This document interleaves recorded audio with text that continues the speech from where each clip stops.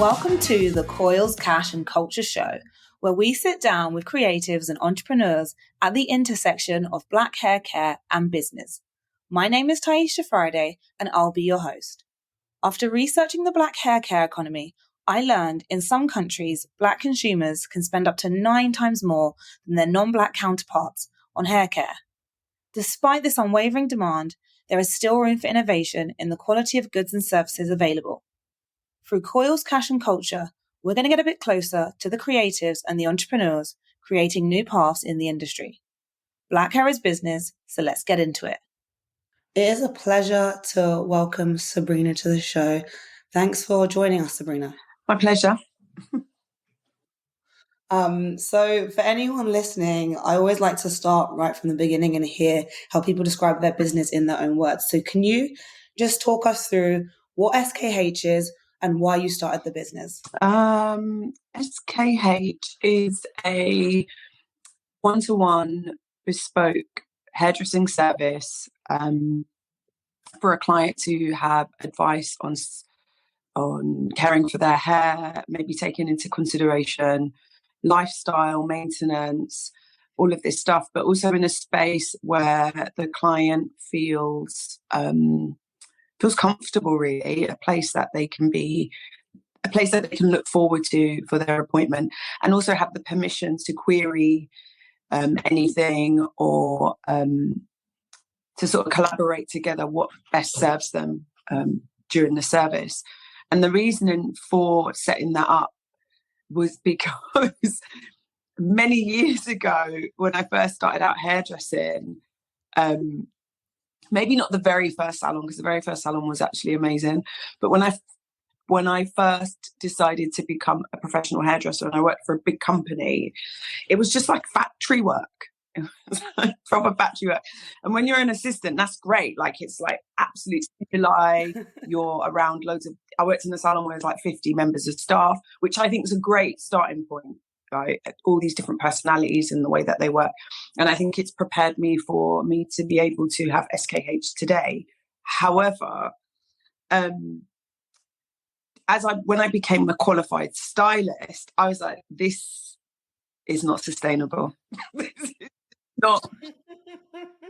Back then, I didn't even know how to use that word in a sentence in that way. But later on, I realized it wasn't sustainable. And it's fine when you're in your 20s or a teenager and you're like, yeah, boshing out the clients and stuff. But I realized soon after, the type of hairdresser that I was, I needed more time, and I needed to personalize the services for each client. So as I moved from there to another big company, which allowed for a bit more of that, but even still, it was limited. Thereafter, I just kept like fantasizing about the way I would love a salon to be, like how I would love a salon experience, both as the stylist and the client. So I was like, I just want it to feel like I'm at home socializing and doing my friend's hair. Maybe we have a coffee or tea, or if it's like a Friday night, they have a drink. Obviously, I don't until I finish their hair. And it's just nice, like nice, calming music. The whole experience, every sensory is nice. I mean, every time I'd share it with other professionals, they'd just be like, "You're living in cuckoo land, babe. You're living in cuckoo land." And I was like, and I always remember that saying, what is it? If you build it, they will come, you know? So yeah. From moving from that big company, I then went freelance to renting a chair. And then in that space, like, the space was great. The co-founders were amazing. And they gave room for all of that. So I was doing it on like a really micro scale. And I was like, oh, okay, this is possible. Like, of course you can do this. And then the response I was getting from clients and feedback, and I was getting busier and busier and busier. And I was like, oh, wow, okay, this really is working. And then from there, I tend to go traveling for long periods of time because it gives me space to create. Like, it quiets down the noise in my head. And then it allows just these ideas to come in a way that maybe I didn't know before, where I'm too busy or clouded up with noise in the head. And so when I went away last year, I came back and I was like, I think I'm ready. I'm going to do this. And so then SKH was born in like the 2nd of September 2022. It's so interesting you say about going away and then coming back and deciding you're going to do it, because what I was actually going to ask you is often a lot of people have ideas, right, in their careers and they think about change but don't necessarily make the jump. And actually, I was going to ask, where was the moment where you were just like, I have to do this and I have to do this now? So you've gone away, you're like, I've come back, I've got to do this. Where did you start? And the reason I ask is because I think there is something scary about running your own business because it's all on you. So like, where did you start as someone who was going to be doing this new? So I think in 2013, I was experiencing major anxiety, and then I didn't know what that was. I just initially thought it was like, butterflies in my stomach. I was like, oh, something exciting is going to happen. And then it was quite chronic. It was like over like a week. And so it was quite painful. So I was like, okay, now I feel nervous. And then I went to the doctors and I was like, there's something wrong with my stomach. Maybe I need like a scan. Like, I'm not a hypochondriac, I promise. I didn't ever go to the doctors, but I was like, this thing that I'm experiencing, I just don't know what that is. So I go to them and they give a name to it. They go, oh, it sounds like you're describing that you're anxious. I was like, that's exactly what it is. That's exactly what I feel. So they were like, okay, it sounds like you're experiencing anxiety. And they wanted to straight away prescribe me drugs. I was like, whoa. I was like, I'm not interested in drugs. I'd rather know what the root cause is. Anyway, I left there and I was just like, I don't know what to do with this. I don't know how to deal with it. But it just persisted. And so the company I was working for, I'd aspired to get as far as I could get. And I was like, this was my goal. And then I got it. And I was like, I hate it. I absolutely hate this job. It's causing anxiety. And it dawned on me, that's the trigger. Like, the trigger is where I'm at. And so in 2013, I decided to make some shifts. So it'd be like yoga or whatever it is. Because I'd look at all my friends that were sort of Zen. I'd be like, what are you guys doing? Like, so they'd share, and I started to do that. And then when I started to do that, that's when the penny dropped through a yoga session. And I had an emotional reaction that didn't connect with my body. So it was like starting with crying. And then in the yoga session, and I was just like, what's happening here? Like, I thought my eyes were just watering.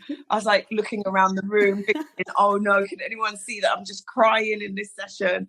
But I wasn't physically connected to the tears. So I was like, what the hell's going on? So I waited for everyone to leave. And in the session, I say to the instructor, I was just like, look, is it normal to cry in these sessions? And he was like, absolutely, because it's you laugh, but he was like, with your busy city life, like, you just don't get time to deal with whatever's going on. So the one time you're sitting still, these things will come up. So as I leave the session, I walk down the road, and as I walk down the road, then everything connects, and I'm literally sobbing on the street. So I call my then mentor and I say to her, I'm crying and I don't know why. And she's like, okay, what's happened? I say, I go to yoga, I explain what happened. And she goes, will you go back? And I was like, yeah, I want to go back. I think these sessions are helping. So she said, okay, well, that's a good sign, because the fact that you want to go back means that whatever's going on, you're ready to face. So I was like, okay. So she goes, okay, let's start with this. Like, you're physically frustrated, and that's probably why the tears are coming up. And so if you can think you're going through life like an iceberg, and that moment in your session is a thawing process of tears. And I literally, like, in the street. Oh, wow, that's really nice. In Hackney, I'm like bawling down the street, Chapco Lane, sobbing. And I literally go, it's my job. It's my job. Like, it's my job. And so she says, she goes, oh, well, that's quick. Yeah, she's like, that's quick. And bless her, she says, well, that's the start, Subrina. And I'm like, at the time, I don't hear that bit, it's the start. I just know it's the job. So a few days later, I go in and I step down from my role, and I go into this meeting, these like big people in the meeting, and I say, look, I can't be, I was an art director at this company, and I was like, I can't be art director anymore. This isn't for me, and I'm holding up space for like 50 other people that want this role. I don't want to do it. And they were like, prior to it, I also didn't feel valued and all this kind of stuff. And then they say some stuff like, you know, Subrina, you're really good at this job. We think you're making a mistake. And do you know what? For the first time, I was like, I am good at it. I am. Like, I'm like, yeah, I know I am. But I also go to myself, but I don't want to do this. I can't, it's taxing. I can't do it. So I say to them, they say, look, we've got all these opportunities coming up. We've got a big end of year show. You're going to do more international travel. We've got a new collection coming out. And I was like, I could feel, that's when I connected the anxiety. My whole body went tight. And I just involuntarily just, these words to this day, I still can't believe they came out of my mouth. And I just looked at my creative director manager and my administrative manager, and to them, I couldn't think of anything worse. I said, the thought of all of that makes me feel violently sick.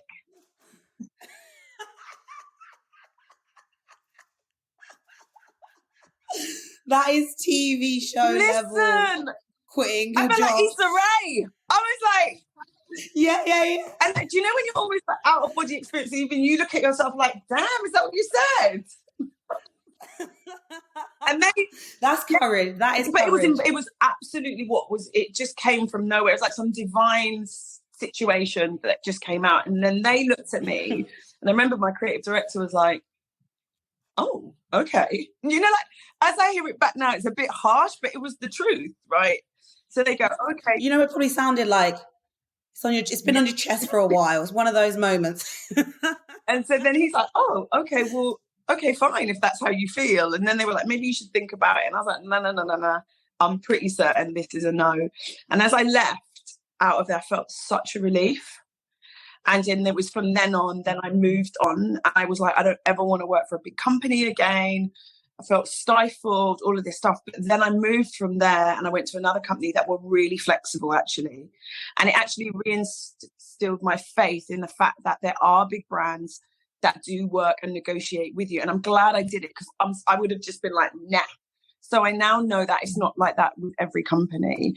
And so then that was the start. So when I go there, I'm like, okay, guys, like I go for this interview, which my then general manager was like, this isn't an interview. This is just a chat. Because I can see from she's like, she's amazing. She was like, I can see from your CV that you're like more than overqualified for this job. So just come in and let's have a chat. So I meet her. Back then I used to ride like a Vespa scooter. So I knew what I was doing. Like, no, do you know, I knew what I was doing. Like how you look is important. It's like how you show up, you know? So I deliberately, I thought I looked pretty cool, if I'm honest. I rock up at the salon. They have a cafe. I've got my helmet in my hand. I've even got like a boot heel on, like my fro is out, got a red lip on, kind of casually walking through the door. I was like, hey, I'm Subrina. Anyway, so she's like, oh my God, you look amazing. You look so cool. Oh, you ride a bike. I was like, like this. So I sit. That's me. So I sit down with her and she was amazing. She had the CV. She didn't even look at it. She was like, look, you're amazing. I can see that. What I want to know is what it is that you want. And also if you're a fit, because if you're a fit, then that works better for both you and us. And she told me about the brand and then she asked me about what I wanted. And as she said it, in my head, I was like, I know exactly what I want. But all these years I've been told for what I want is unreasonable. Like I'm not going to get it. Like what I'm asking for is unheard of. So now I'm nervous and I'm like, how do you ask for what you want without asking for what you want?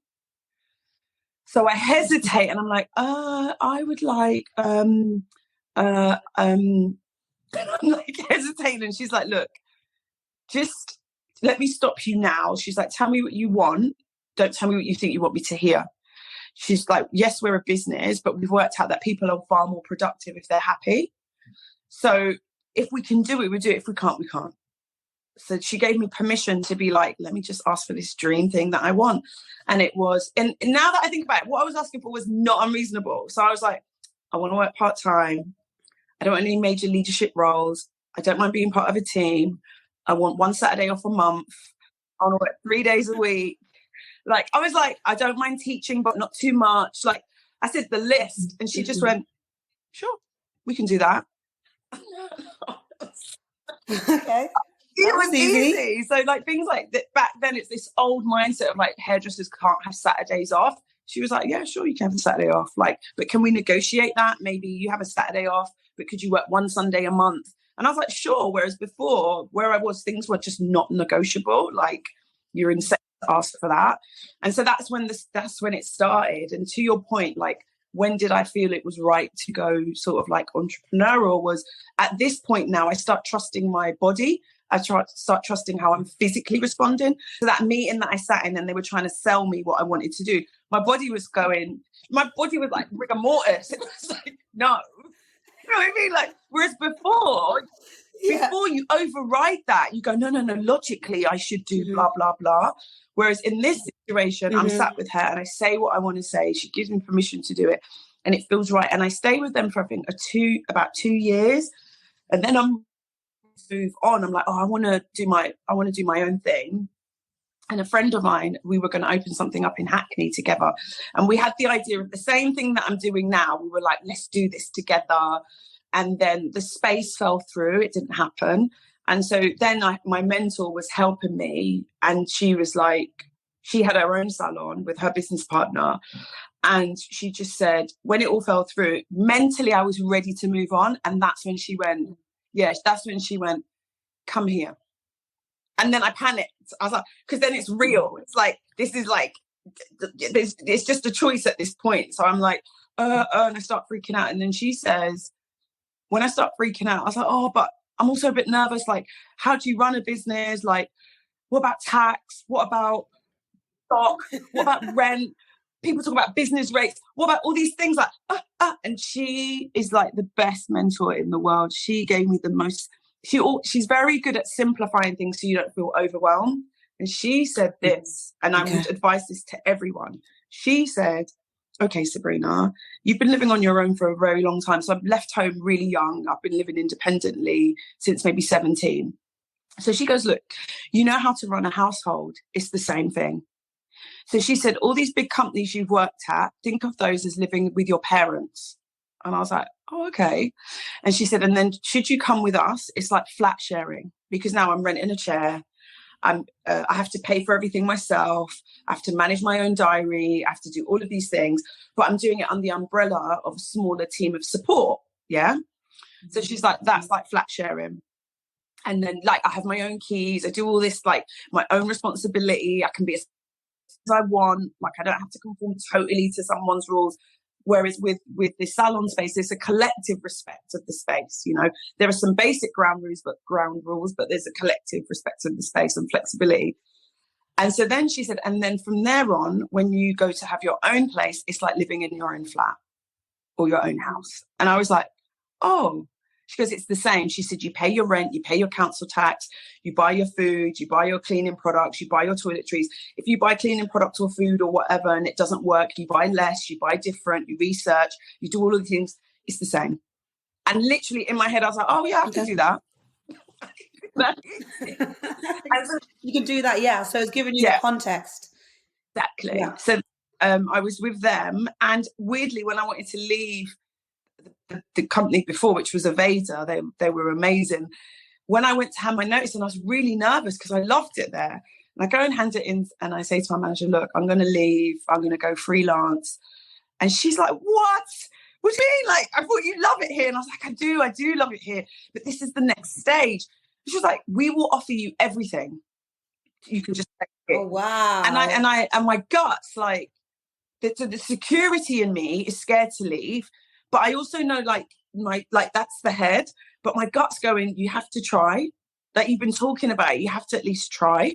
And so I say to her, as much as I appreciate that, I have to do this. It's really important that I try. And bless her, do you know what she says? She says, okay, fine. Okay, you're going to need a bit of security. She said, do 1 day a week with us. Okay, that's lovely. She says, do 1 day a week with us. That is lovely. And then you go and do your thing. And I was like, oh. And then I was like, in my head, I thought it was all or nothing. So then I call up my mentor and I say to her, oh my gosh, they don't want me to leave. They're asking me to do 1 day a week, like getting in my head. And then she's like, look, Subrina, one of the things you're concerned about is security. You're worried about paying bills. You're worried about income. And you're worried about being freelance and the onus being on you. So she said, okay, like the universe has brought about a bit of security. If you do these 1 day a week for the month, what will it cover? And I was like, probably my rent. She goes, there you go. Done. Amazing. She was like, we don't mind. This is good for you. So I was like, oh, right, done. So then I'm doing that now, and I'm doing that for 2 years. And then with Aveda, I was getting so busy independently. I was like, okay, this 1 day a week is not really serving. Now I started to get big heads. I'm like, this isn't really serving. Speeding up, I'm just imagining you. I'm imagining you going from like riding the Vespa with your head down in the rain to like the sun's out. It's probably like the best summer ever, and you're just feeling great, hair out. I'm seeing that as a transition. Exactly. I can imagine the Netflix. Exactly. So then I feel confident, and then I stayed with the collective. They were based in Marylebone. I stayed with them for just under 7 years. And I was loving it. Like, things were going great. Like within, say I started with them 2015, the end of 2015.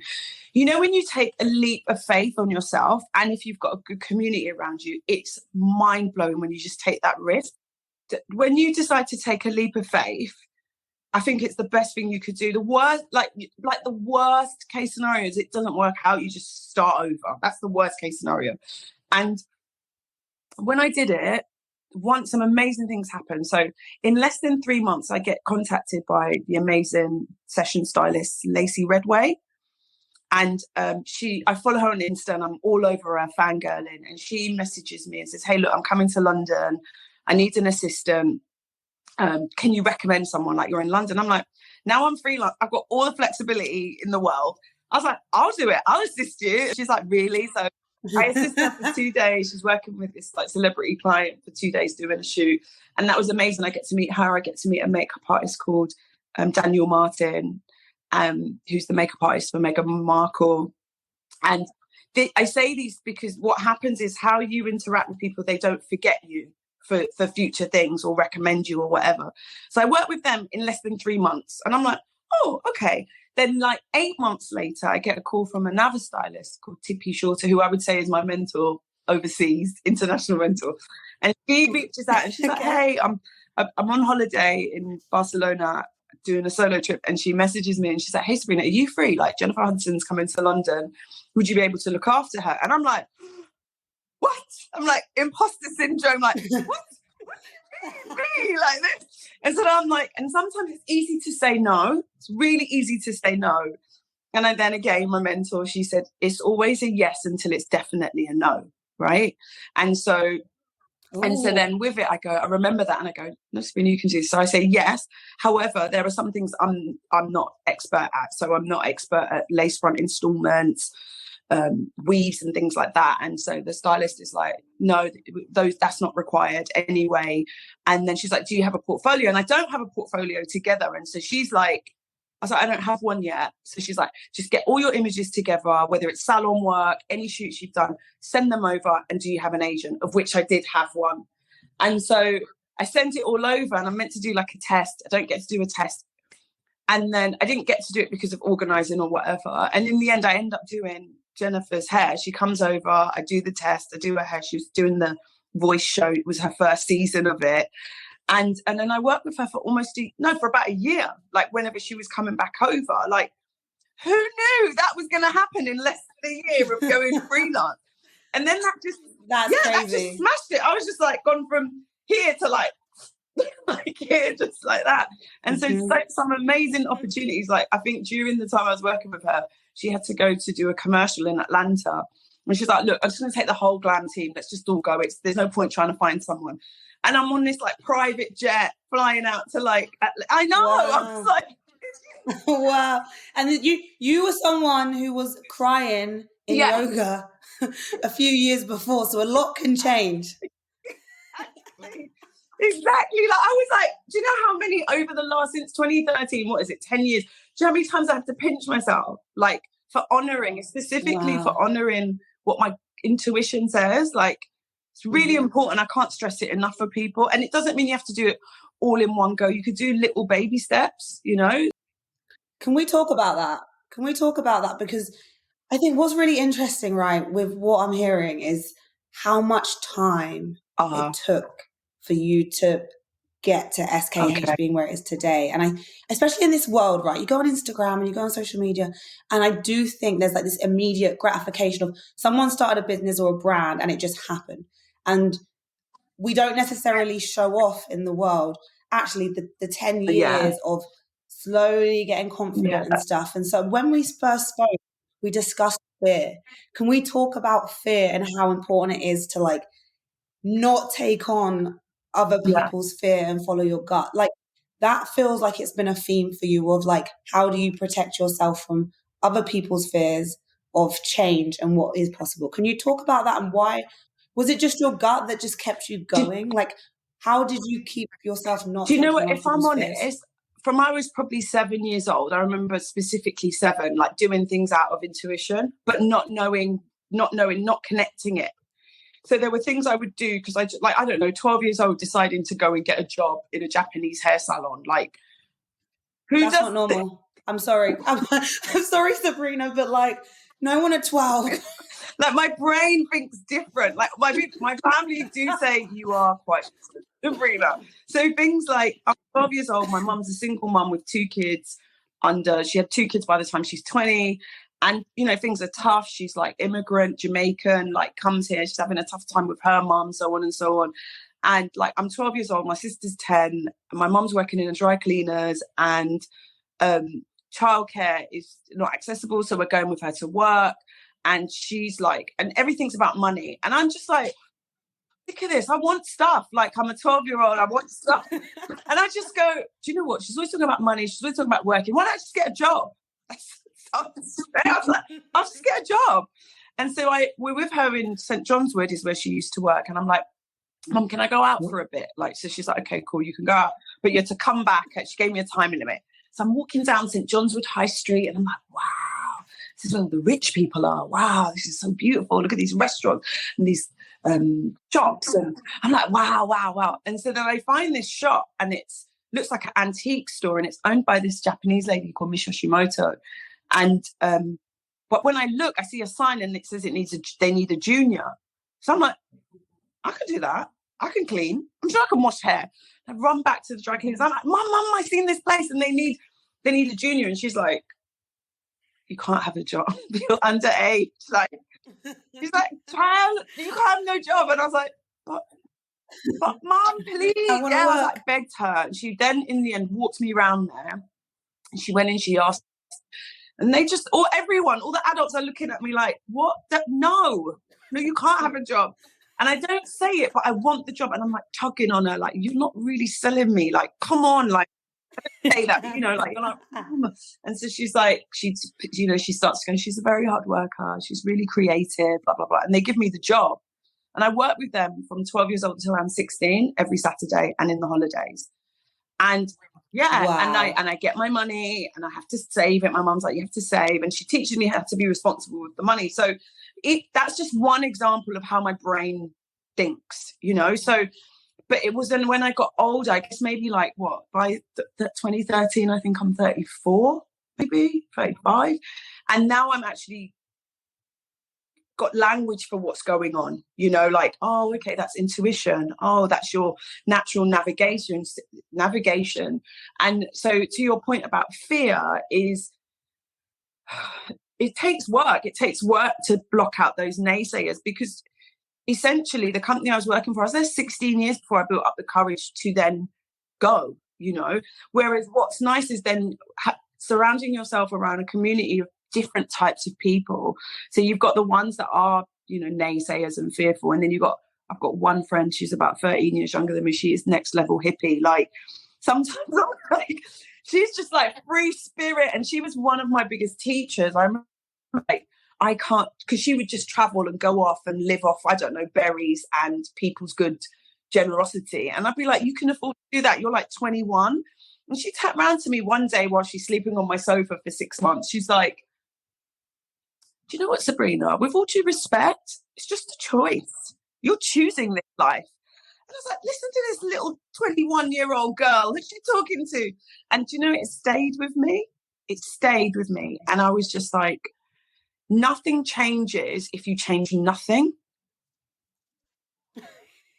But we don't think like that. We don't realise that we are in the driver's seat. I'm out here making the same choices, hoping for a different result. And then that's what it was. And then I had to start looking at the receipts of my life prior to that. I was like, you've been in situations that have been really challenging. You've been in situations where you maybe had to start over, or you've come on, trust those receipts. And so then once I think started connecting the thought with the physical reaction, and also then understanding sometimes when people are advising, they're advising from their perspective. And sometimes they mean well, like my grandma, when I told her I wanted to go freelance, she was like, are you sure? Like, she's of a generation where she just wants you to be safe. She doesn't mean it to be scary. She just, they just want security. Exactly, she just wants that. So she's like, oh, are you sure? Are you this? And then when I started to break it down to her, she was like, do it. She's like, do it. So when I started to break it, she was like my biggest cheerleader. She was just like, go for it.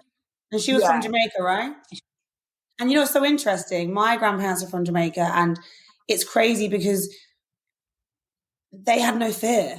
Even if they did, they came over. So it's like, it sounds crazy, but you're talking to someone that came and built a life, and it's like, of course you can do this or at least you can try.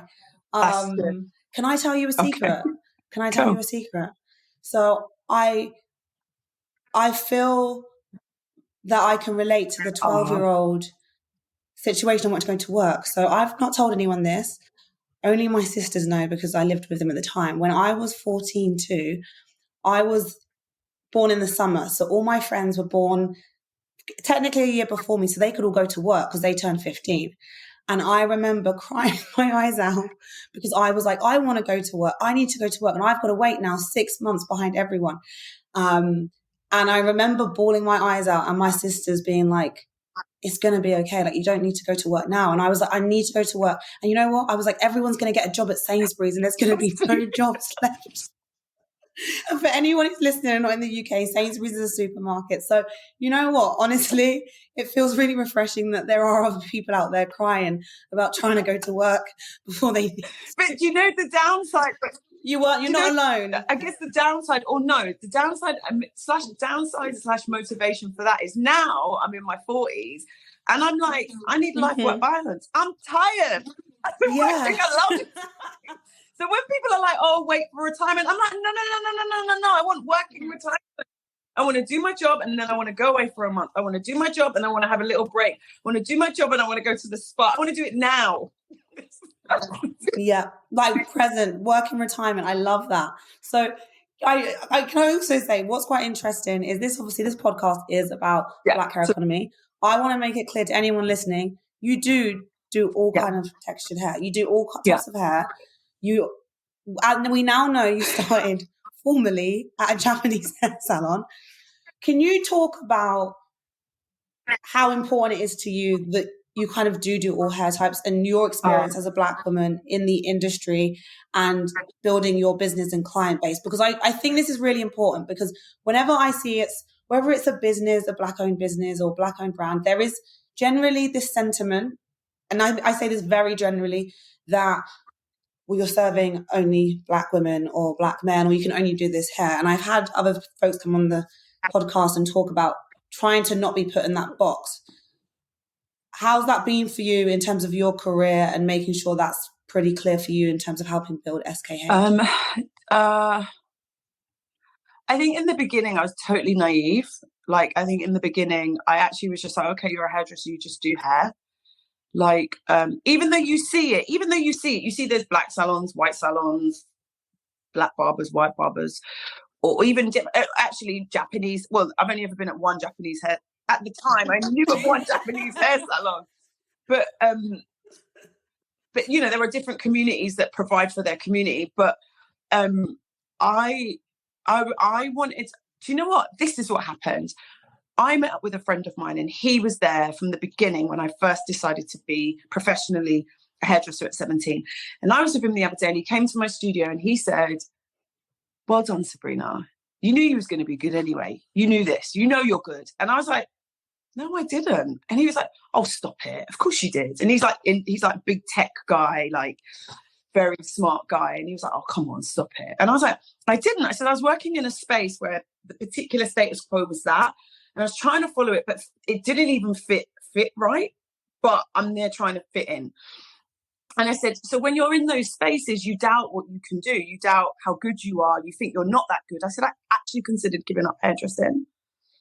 And then I said to him, but the minute I moved from that space, then I found myself flourishing, because then again, about giving yourself the space to create, to shut out the noise or what everyone else is doing, and just trust what you do. And he then said, he made a good point. He said, you know what, Subrina? Okay, fair enough. That might be the case. But you knew what was good. You always knew what was good. So of all the salon, why do I want to go to Japanese salon? At the time when I was 17, I wanted to go to Toni and Guy. And the reason I wanted to go to Toni and Guy is because it was cool. It was like a cool brand in the 90s. I'd see this place, every time I pass it, I'd be like, they look like they're just having a party every day doing hair and getting paid. And I was like, be a part of that. Yeah. The salon looked cool. The uniform, I loved the Toni and Guy t-shirt. I was like, I want to be a part of that, what looks cool. And then it wasn't until I started working there, and then they were like, oh, we can't teach you Afro hair and all of this kind of stuff. And at the time, I'm like 17, and, there isn't the language that there is now. There was like, you feel something's not right, but you're like, this ain't okay. Like, and then part of you is like, well, this is just how things are. But even with that, even when I worked there, it was about 3 months in, and that's when I did my probation. They were like, we'd like to keep you on. However, we know you want to work with all hair types. Unfortunately, we don't have a teacher that can teach you. So I was like, I still want to work here, but I literally said to my manager, who I'm still good friends with today, I was like, okay, I have to learn Afro hair. Like, it's non-negotiable. Like, that would be even as like a 17-year-old girl with attitude, I was like, yeah, just like, I have to. I said, I can't go home to my mum and my grandma being like, I can do hair, but I can't do hours. They'd be like, they'd be like, what's up with this coconut? Like, what the hell? So what I did is, this Italian guy I worked with, he took me to a place in Knightsbridge that he used to go to get his hair relaxed. And so he said, come with me, Subrina, I'm going to take you to this friend of mine. And what I loved about this experience was that this salon was in Knightsbridge next to Harrods. And the woman that owned it was this black woman called Teresa. And it was like in Beecham Place, and it was a walk-up salon. And it was beautiful. And it was like black professionals that was so stylish, so sophisticated. The salon was sophisticated.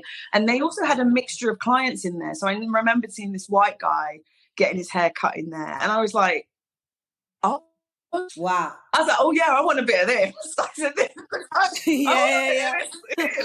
Like I also love, like the culture of like the black salon experience in different, in all its facets. I do love it. But I was like, I want this. Like, I want a mixture of cool Toni and Guy, but also like this luxury and like, the culture.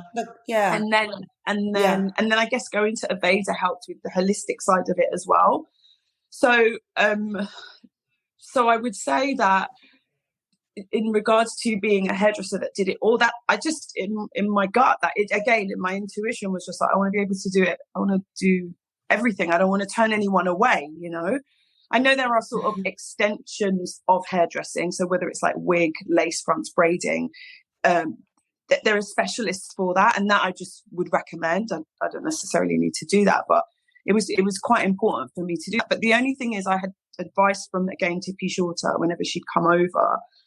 She would say that it's a bittersweet situation when you can do Afro hair and you can also do European hair, because the jobs you get picked for, like, I don't know, a photo shoot or stuff like that, they pick you because you're a specialist.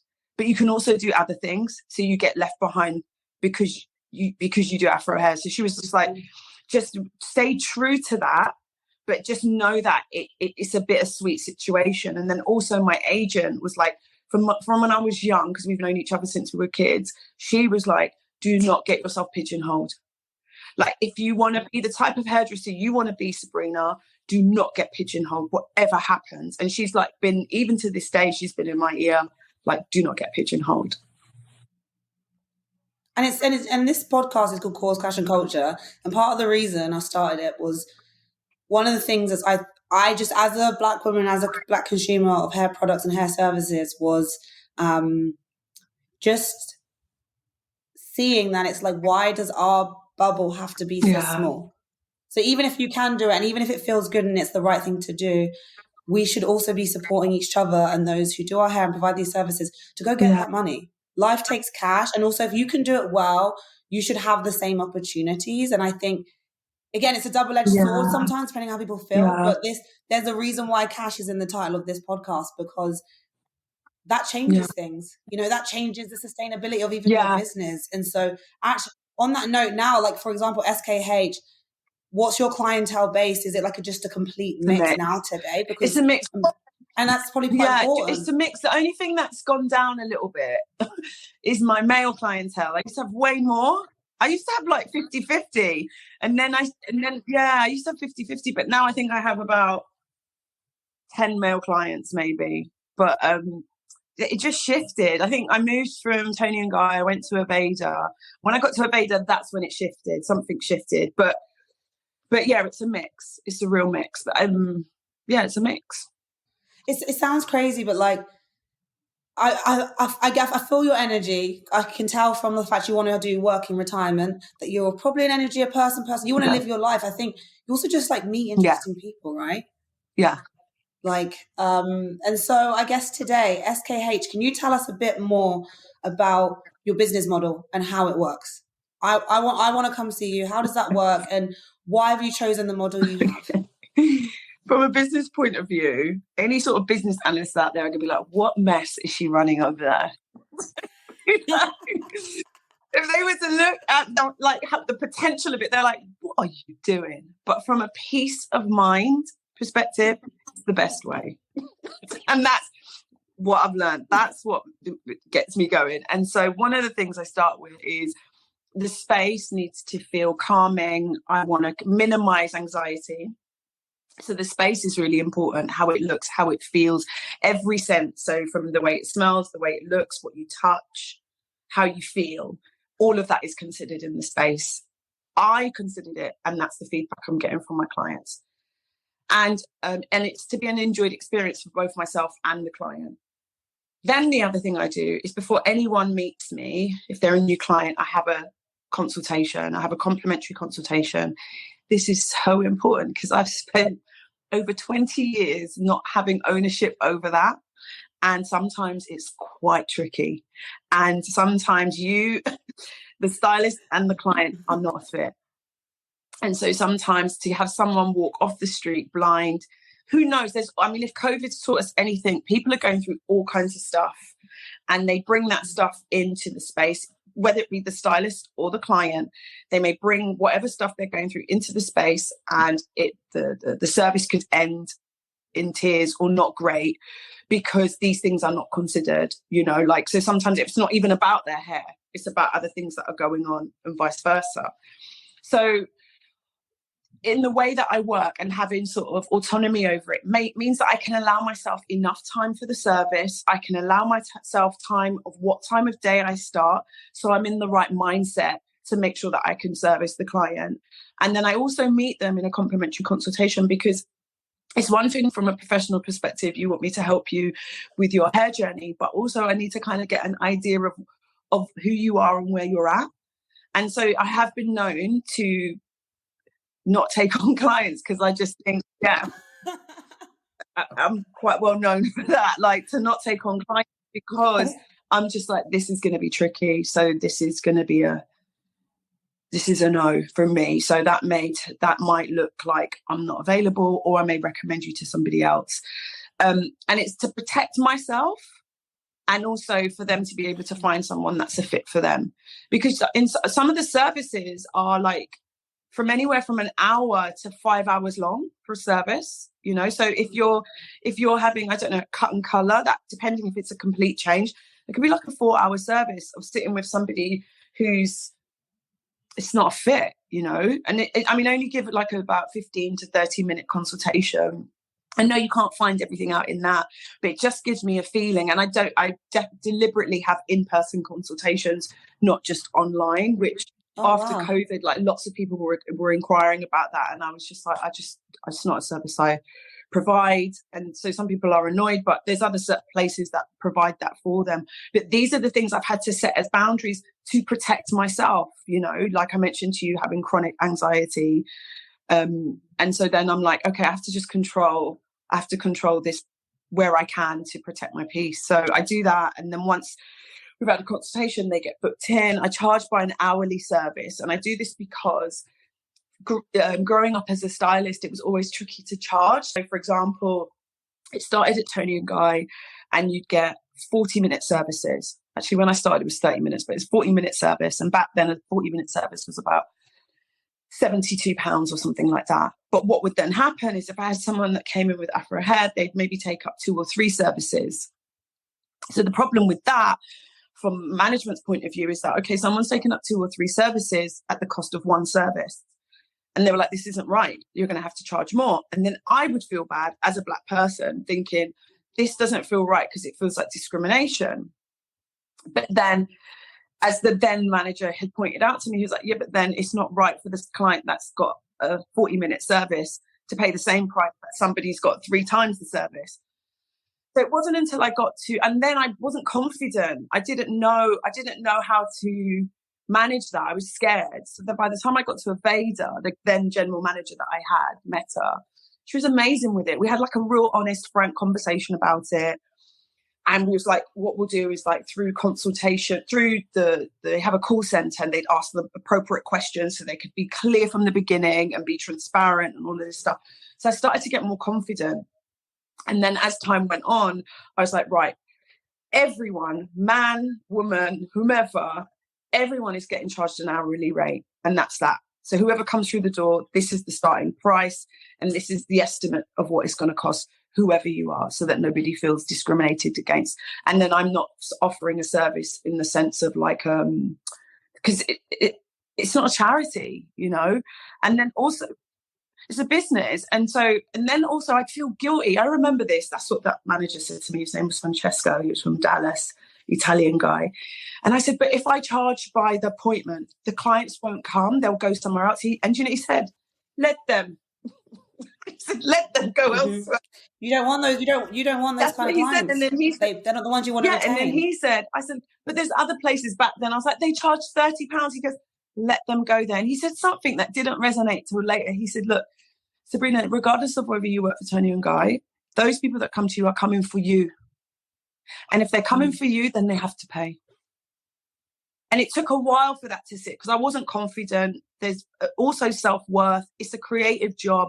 So putting money on that is tricky. And someone said something recently, in particular to Afro hair, coils, textured hair, is they said sometimes, like in the Black community, there isn't value. It's not valued, the service that we provide. It's almost like they see it like an extension of what their auntie or mum could do at home. So there's this thing where, how much? And so it's just, it's just, so I've had to like really work with that. And sometimes my self-esteem is here, and other times it might waver a little bit. So I almost do like a role play, like the price is blah, blah, blah. Inside, I'm like, trying not to make my voice croak. But then there's also the other thing is like, I don't only want to charge a price where I'm only surviving.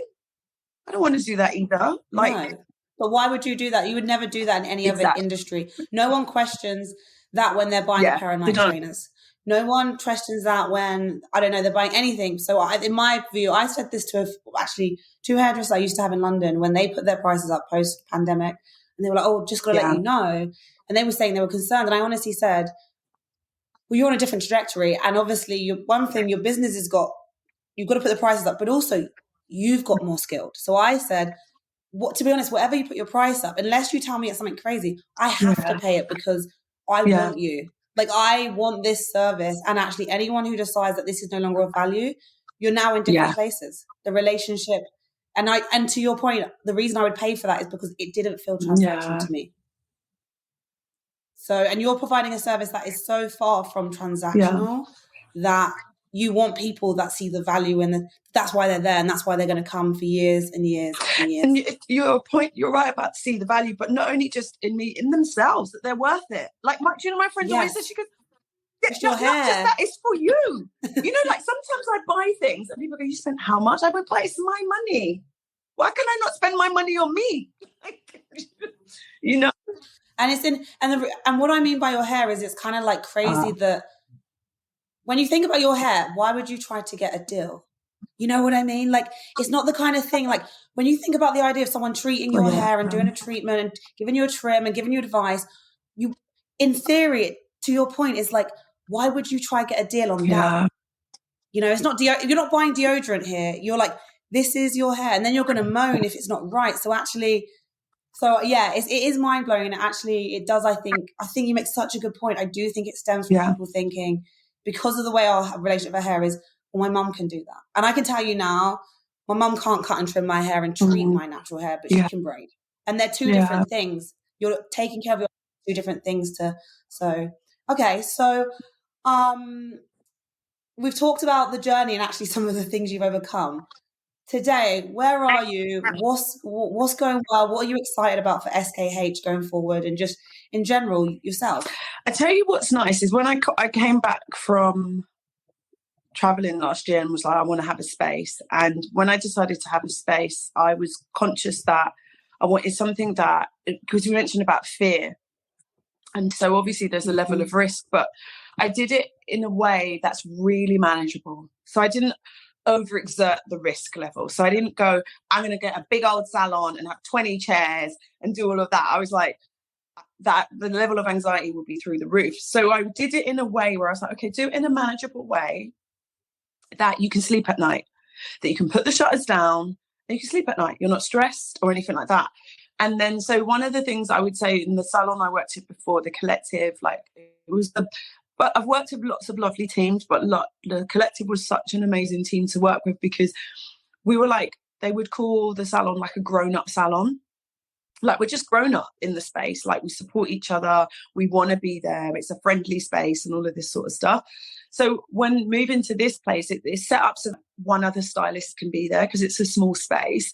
So one other stylist can be there at the same time, but it needs to be kind of like, there's major trust required, because they would treat the space like it's their own space, you know? So what I have been thinking now, I'm like, oh, wouldn't it be nice if I had like a bigger space, just so that then there could be other stylists? Like, I never think like that before. I'd be like, oh my God, it's too much responsibility. But now I'm like, I would want a bigger space, not to just fill it up with people, but just so that, say it was a space that I had, because at the minute I work on a lovely marble table, and there's a mirror in the middle, and you work either side. One of my clients the other day said, oh, I feel like I'm at my dressing table at home, you know, like it's like really personal. So even if it meant I had a few of those dotted around a big space, so that even though there's people in the salon, it still feels personal to you, which I didn't think that before. So it's like, that's maybe where my brain's going moving forward, is what I would say. But even my agent, she was like, Subrina, you've done this, like, you do things slowly. And you mentioned earlier about on Instagram, it's instant gratification. But she said, and her background is a business analyst, and she said, Subrina, do you know what? You're like the tortoise in the hare. You do things slowly, but you do it. When you do it right. Like, you're not trying to showboat or do any of that. You're doing it just in like little bits of risk, or manageable levels of risk. And you're doing it in a way, and to her point, that I can sleep at night. So what this lends for, this kind of space and the type of overhead, it means I can be selective about who's there. Whereas I'm not relying on someone being there because I need the money. Like, so then it could be that we can both co-create and have a nice space is where I'd like to move forward. And then I'd also like to still have life-work balance. So I still want to be able to, I want to go on holiday. You want that I want to go on holiday. I want to do my Pilates before I get into work. I want to be able, I just want the flexibility is what I want. And I think my clients are really supportive, actually. Like, they'll be the ones that like, yeah, they are. They really support. I'm so shocked that sometimes they're a bit like, oh, but I want my hair done. But no, you need this. Because then when I come, do you know what? Then when I come in, like, I'm like this. I've got like energy. I'm inspired. They feel it. And it's like, so it's good for everyone. It's all good for everyone. If Sabrina goes on holiday and comes back, as long as she comes back, that's cool. On that note, I'm actually going to be in the UK in May. So I'm going to come, if you'll take me. I might turn up and You might be like, we don't take that New York energy. You got bad vibes. It's funny you say that because my clients are international. My clients travel from New York. They travel from Georgia. They travel from Brussels. They travel from Dubai. They travel all over the UK, all over Europe, the States. People come over. They make it part of their trip to come over. That's hugely flattering. Hugely. That is huge. I'm gonna come see you. And just for context, I'm starting to have hairdressers here since I moved, but it's a big deal for me because I was saying to people here, I was like, no, I would bend over backwards for the people that have done my hair. That's how much I'm behind the quality. And for me, it's the service and the fact that they value what they're doing. And like, so I'm gonna definitely try booking with you, provided you're not on some island somewhere. I want to say thank you for coming on the show. With every guest, before we wrap up, I ask 5 quick fire questions and you just say what comes to mind. So first question, biggest hair myth? That you can't wash your hair weekly. That's a myth. Oh, what? Like, I'm glad you said that. I'm glad you said that. It's lies. Basically, it's lies. It is actually, when you say it like that, it's actually very strange. Okay, so everyone who doesn't wash their hair, you can wash it. Wash it. Like nowadays, there's some great products on the market. Nothing too drying. Like, and also wash it. Your scalp needs cleaning. Your hair needs hydrating. Wash it. When you don't do it, you get a build. You can wash your hair weekly. That's a myth. Cool. You're on an island. You can take one item, product, or tool for your hair. What do you take with you? A leave-in conditioner. Oh, okay. If it's not a leave-in conditioner, it would be like a hydrating shampoo, and then I'd just leave it. It's been so liberating traveling with my hair natural. I'm like, what am I doing with my life before this? I went to Brazil for a month, my friend and I. She's like me too. And we shared a bottle of shampoo and a conditioner between us, and we had a leave-in, and we lived our lives. And we were swimming every day, so we'd have to wash our head most days, and we were good to go. And also feeling feeling liberated that I don't have to do anything. Like, I'm like, this as it is, and a lipstick and dinner in the evening, I'm good. Get on with your life. And it's crazy because when you're abroad, they love seeing that. I know it sounds crazy, but like, it's true. And it's so weird because it's probably like a Western thing. On the note of travel, because you love to travel and I know you're in working retirement, where are you off to next? I just booked. So excited. I just booked. Actually, if you're in London in May, I'm going to go and do, there's a night at Ronnie Scott's and they do Cuban nights monthly. Okay. You're most welcome to come. So I'm going to go dancing for that Cuban night, but I've just booked to go New Orleans for New Year's Eve and then drive from New Orleans up to Miami on the coast. I was advised to do that. And then from there, I'm going to go to Cuba for a whole month. Oh, wow. I was not expecting that. So wow. Every January, I go away minimum for 4 weeks. I started doing that since 2015. Changed my life. That makes sense. Start the year off right. You can't start the year in the UK. Yeah, you can't. Not with the weather. Music's a big thing for me, and I connect that with get my hair done. What are you listening to on repeat right now? And you can grab you're on your phone. So I was going to say you can get up your. I'm listening to the Salt album, the new one, with Cleo Soul, and it's got the Red album. I think it's called Glory album, I think. And a song called Hair. They released 4. Yeah. So okay. I know what you're talking about.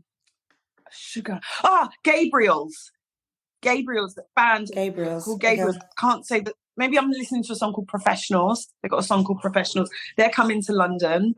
And who else do I listen to and repeat?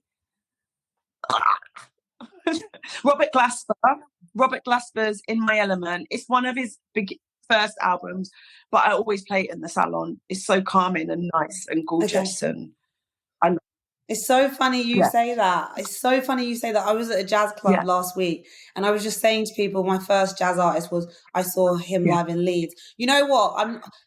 The fact you started with Cleo Soul and that, like, from your energy, I'm just like, I can see it. And it's so funny you say, Cleo, when I first moved to New York in November, all I was playing when I was like having a heart attack that I've done made the right decision, I just played Cleo Soul every morning and I was like, I'm on the right path.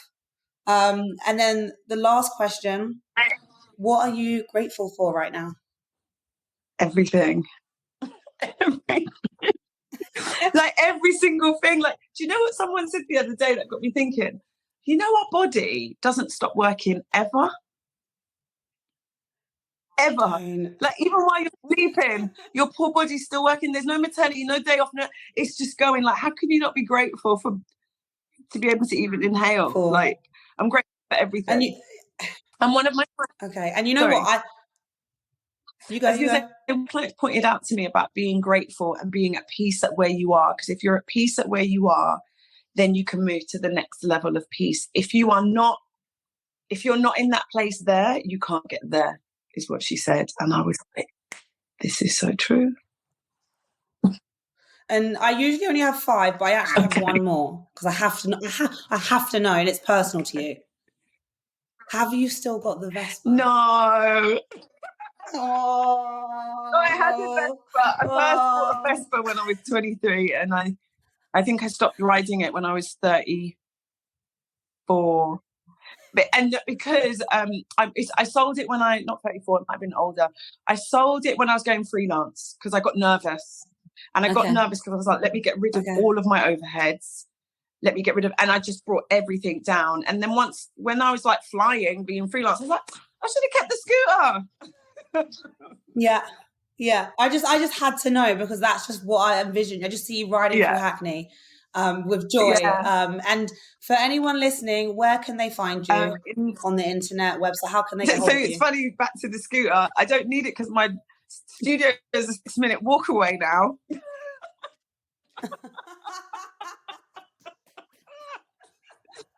But yeah, so you'll find me in Dalston Junction. I'm on Bentley Road, which is this little, like, I called it like alleyway, and my friend was like, darling, we're not calling it an alleyway, we're calling it a muse. I'm like, it ain't no... Yeah, a muse. I'm like, it ain't no muse, but okay. And it's really a good location. It's like 3-minute walk from Dalston Junction Station, 7-minute walk from Dalston Kingsland. All the buses stop there. So it's like in the hub of it, but because it's down a little slip road, it's like a little bubble. It's down a muse. It's down a muse, everyone. It's down a cobble street. It's a cobble street. And it's everyone says it's like a little haven, like a little bubble in the madness of the mashup that I love. Of course. For anyone who is interested in one-to-one service, can come and see you. Might not get accepted, so go with some good energy, go with some good vibes.